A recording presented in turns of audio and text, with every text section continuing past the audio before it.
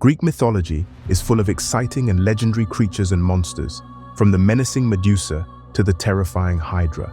While several of these mythical beings of Greece could certainly make their case as the most powerful and disastrous monster in the land, one stands alone at the top of that list, the all-powerful and dreaded Typhon. Today, we're going to take a closer look at Typhon, Greek mythology's most deadly abomination, and a true personification of destruction, chaos, and death. We'll examine his origins, his physical characteristics, his famed battle against Zeus, as well as his lasting impact on art and literature. Let's get into it.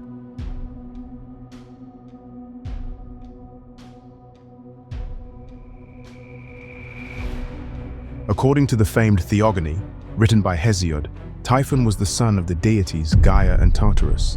This would make for quite the mixture, as Gaia was the primordial goddess of the earth, and Tartarus was primordial god of the abyss. It is suggested that in the wake of the Olympian gods' overthrowing of the Titans, Gaia was filled with immense sadness, causing her to fuse with Tartarus, thus forming the entity that was Typhon. The result of Gaia's anger and sadness at Zeus and company's rise to power was something to marvel at indeed. Typhon would go down to become the most feared creature in all of the land and would eventually play a pivotal role in the Typhonomachy. And yes, that is my own term, the final battle between Typhon and the Olympian gods for ultimate control of the universe. Gaia fused with Tartarus in order to create something powerful enough to successfully take on Zeus and the other gods in order to avenge the fall of the Titans at their hands. Typhon's creation represented the Titans' final chance to regain control of the universe, and it would seem that they saved their most daunting ally for last. There are a few varying reports as to the origins of the monster, and while the previously mentioned origin story is the most widely accepted, it bears mentioning the other renditions. One account states that Typhon was born not out of anger and hatred, but instead out of love between Gaia and Tartarus. In this account, Gaia enlists the help of the goddess of love, Aphrodite, to assist in bearing the child. Another rendition states that Typhon was the son of the Titan Cronus, meaning that Typhon would have been kin to Zeus and other gods and goddesses. According to this story, Cronus delivered 2 eggs to Hera, who then buried them in Cilicia.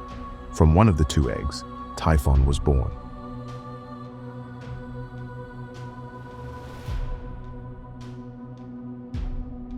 Typhon is described as easily the most grotesque and fearsome creature in all of Greek mythology. He is said to have hair made up of hundreds of snakes atop his head, each of which spewing out hot lava from its mouth on command.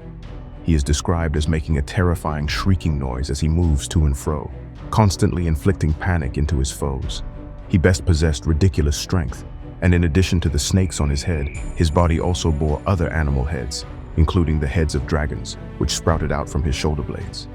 He was also stated to have wings, enabling him to fly. When he walked, his head touched the heavens. When he stretched out his arms, he could reach all the way to the east and the west. When anger filled his spirit, burning fire would eject from his eyes. All of this made him a truly terrifying foe for any god to contend with. In most accounts, Typhon was the epitome of evil. It is stated in multiple tales that Typhon's cruelty overtook anything previously seen in the land, a cruelty which stemmed from his sole purpose of creation, to take down the Olympian gods and reinstate the Titans as controllers of the universe.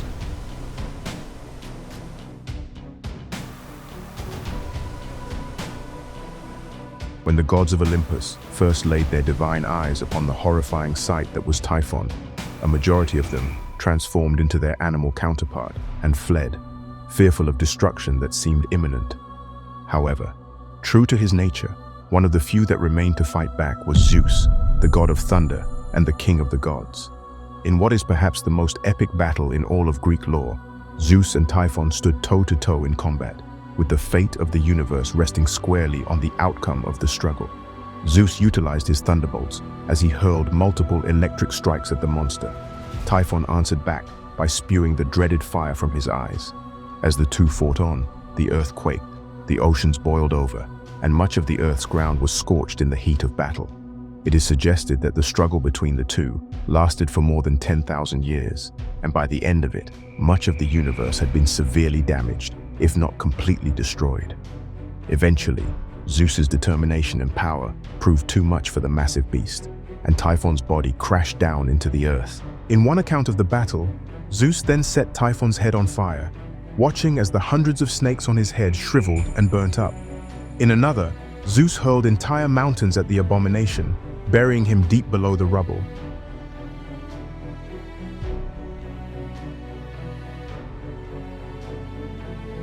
In the aftermath of the battle, varying accounts differ on the final place of imprisonment for the monster. Some believe that Zeus casted Typhon into Tartarus, the deepest part of the underworld, to live out eternity in perpetual hell. Others say that Zeus instead confined the monster underneath Mount Etna, located on the island of Ischia. Legend states that the earthquakes and volcanic outburst is the monster trying to escape from his prison. According to Ovid, a Latin poet, Zeus buried Typhon underneath the city of Sicily. Regardless of the final resting place of Typhon, one thing remains the same across all accounts of the story. After a battle that waged over many centuries, Zeus was able to overtake the monstrosity and return balance to the cosmos. Although much of the earth had suffered great loss during the struggle, the Olympians were able to maintain their control, and the world was rebuilt over time. Despite Typhon being unsuccessful in his purpose for creation, his legacy within Greek mythology and the world as a whole lives on. In mythology, Typhon was the father of Cerberus, the infamous monster dog with 3 heads who guards the entrance to Hades. He also fathered other famed monsters of the lore, including the Hydra, who Heracles defeated, and the Chimera. Typhon was also credited as the producer of dangerous and deadly winds, which are now named after him as typhoons. He has also been identified and equaled to an Egyptian deity known as Seth, who was equally notorious and was eventually defeated by his nephew, the god Horus. In modern literature, Typhon has also continued to make an impact. In fact, in one of the world's most famous works of literacy, Dante's Inferno, Typhon is mentioned alongside many other famous monsters, mythological and biblical, as being grouped together and frozen outside of Hell's circle of treachery.